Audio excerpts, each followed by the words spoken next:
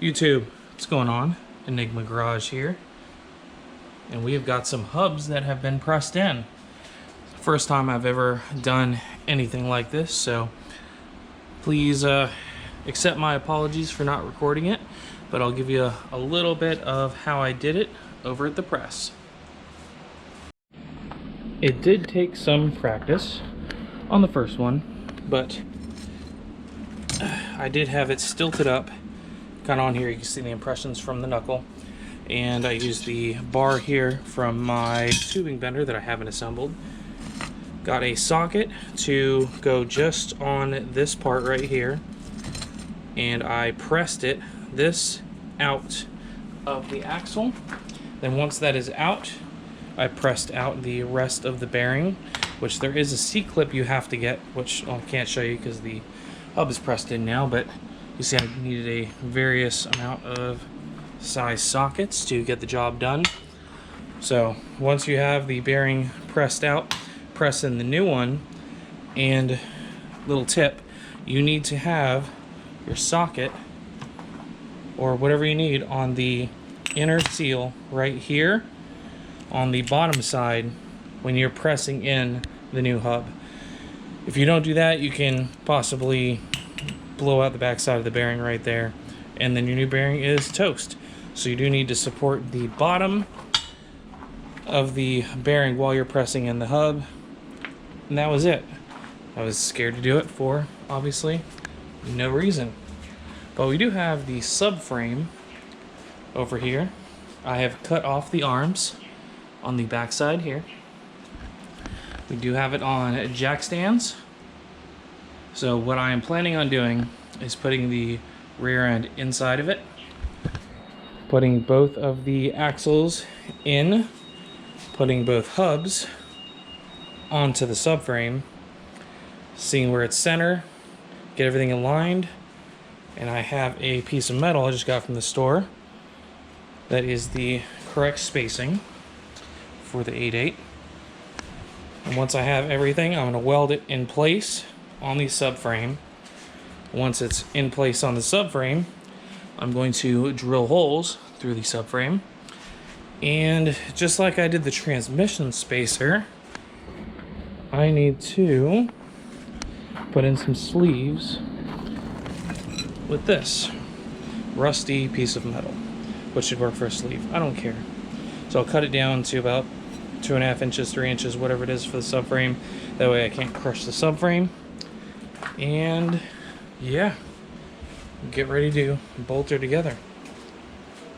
So let's get a rear end put together, figure out where it needs to go, and weld it.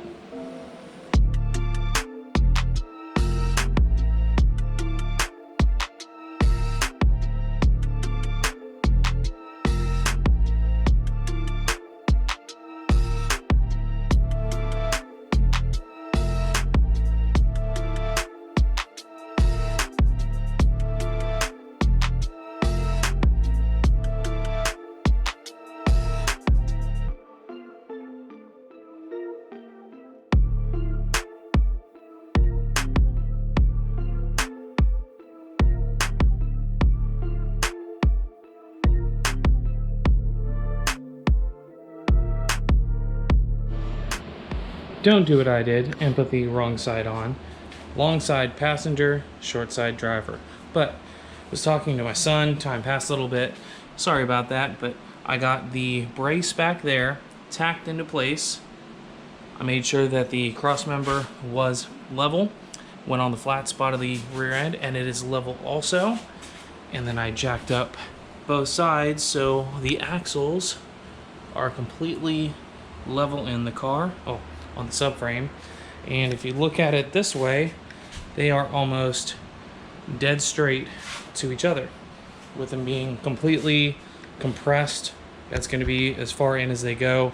Of course, they're going to come out a little bit whenever they drop down, but got it tacked into place with the flux welder. Everything is looking pretty good. Crawled under the car to get a rough idea of the level of it. So we are having a little bit of up angle on the front. I'll have to tack up something to hold up right here, and then I need to take it all apart again. Take the rear end out, weld that brace in solid, go through the holes to drill through the subframe, and then I can use this piece that I did too short, and I can put it back here with the anti-crush sleeves, and we can bolt in the rear end and it can go in the car. Let's get to it. Now I remember why I hate flux core. I hate flux core with a passion. And yeah, I've got the holes kind of drilled. I need to make that one a little bit bigger. Crush bar is going to go in from the back side. Of course, the other part's going to be welded to the front side right there. But yeah, those are ugly, but I'm out of gas for the TIG welder, which I can just put the switch on, I use a foot pedal, be done with it. I need to sell this and get a gas welder. I mean, heck, I have extra bottles anyway, so might as well put them to use. And this rear end is just going to be used for about a year or so, maybe 2 years. Not doing this again. Would recommend, if anybody is doing this, this is a lot of work. Measuring, cutting, all that. Should have bought the 8.8 installation kit. I know it's expensive, but I probably could have had the whole rear end in the car by now. And it'd have been where they designed it to be. But I digress. Let's get to welding. So I don't know if this helps anybody, but the chart on here, 3/16 max, 9, 9.5, well, 9, I'm using 030. Nope. I tried every single setting all the way down. So there's 6, 7, 8, and then I dropped it down. I was like, whatever, let me try 4 top left, 3.5 bottom left, and then the rest are 3. And it's a lot better penetration, a lot flatter of a weld. Yeah, just make sure you do test welds before you start just going to town on something. But I'm gonna sell this, it doesn't matter, but maybe help somebody. She is welded in. Ugly as can be, but it's solid, super solid. So glad I checked the settings on it and did some test welds. Didn't need to grind it near as much. Thought I was going to make some bracing, but that thing's super stout. And then once I get the battery charged and finish drilling the holes on the back side for the other piece in the crush sleeves, I'm ready to mount it in there and just work on the front side mount. I don't even need to put the axles in to check for that, so we're golden. All corrosion protected, painted. Welds are they're okay, nothing crazy, but way better. I think I need to, this one back here is fine. I have to wallow out this one just a little bit more on the inside bottom, and it's done. And the clamping bar can go on. I might have to shorten these up a little bit, don't know yet, so I get it perfectly flat. Then I need to paint it. And this is exactly why I wanted a fixture table. Simple, easy, clamp down the metal right where I want the bolt and the nut to be so I can take it together. So I'm not using that MIG welder. And yeah, it's this easy. Nothing on the bottom side, no screws, just slide it down, twist it, clamp it, you're done. It's not going anywhere. Easy. Let's weld it. Sorry this video is taking so long. I don't know if you guys can tell, but this has probably been going on for a few weeks. Just still going through stuff, trying, getting there. But anyways, bumper's off, exhaust is off. Ow, that hurt. Don't do that. And suspension is ready to come down. Everything is off over here. Got the e-brake cables disconnected. And all you have to do is just remove a clip. Where did you go? Let's see. Of course I can't find it. But there's a little clip that you have to pull down, and then you can just pull the cable and slide it out the bottom. and you can hang it right here on the quarter panel, the caliper. That worked out pretty well. ABS line just tucked up there, so I just have to bring the cradle the rest of the way down. I've already loosened up all of the mounts once I got the exhaust off. And over here we have the suspension all bolted together. Everything is tight. Oh, that one was bad. Disregard. And yeah, head has definitely been out of the game because I had this mount that I was making, and of course I put the bolt in there for the heat, but I just went way too hot with it, stripped everything out. Now I have to go to the hardware store again, which is 30 minutes away from town, or I'm 30 minutes away from town, so gotta go get another nut, another piece of metal, another bolt, try it again, and get everything swapped out. Yeah, it's fun doing fabrication when your head is everywhere. But I'm trying, guys. I'm trying to give you some content. I'm trying to get your car on the road. Because in reality, once this is in, I can get a drive shaft made and clean up all the wiring and lines, top off the transmission fluid, run the trans cooler, and get my fuel pump made. Which, surprisingly enough, everything is fine with the 3D printed stuff. I don't know how, but it's surviving in gas. That's interesting. Pet G, surviving in gas.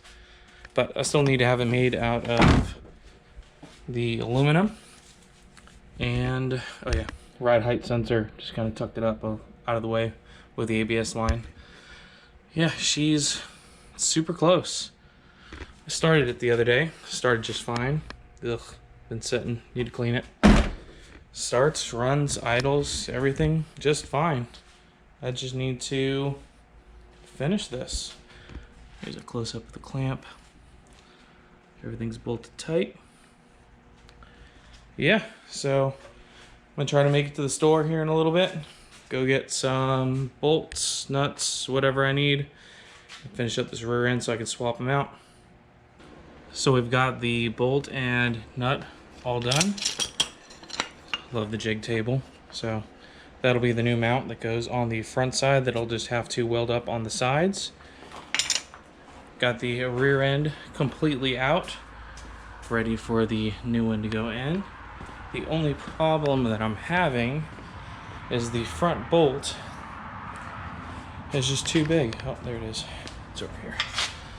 So it is just a little too tight to go in there. I've been drilling at it for I'd say a couple days now because my battery sucks and I'm having to charge it. Don't even have a regular charger for this. So yeah, charging it back and forth, killing batteries. High strength steel is not fun to drill through, but I'm almost there. But once I have that done, I can weld up the front mount, slide it over to the car, put it underneath the car, measure for a drive shaft. Once the drive shaft is ordered, I'm going to start working on the shift linkage for the transmission. Drill a hole for the gas pedal to go through, clean up the wiring underneath, and hopefully by the time I'm ready, a drive shaft will show up. Put the rest of the transmission fluid in, drive her outside. Whew, alright. Day 5 million. Keep going. Welded in solid now. That's what I'm talking about. Everything's bolted up. She's ready to go in the car. Time to slide. So after lots of kicking, screaming, yeah, a lot of profanity, she's in. She's in. Oh, so close. Get everything tightened up, and yeah, we call this video a wrap. If you guys have any questions, comments, things I should have done differently, please let me know. Catch you on the next one.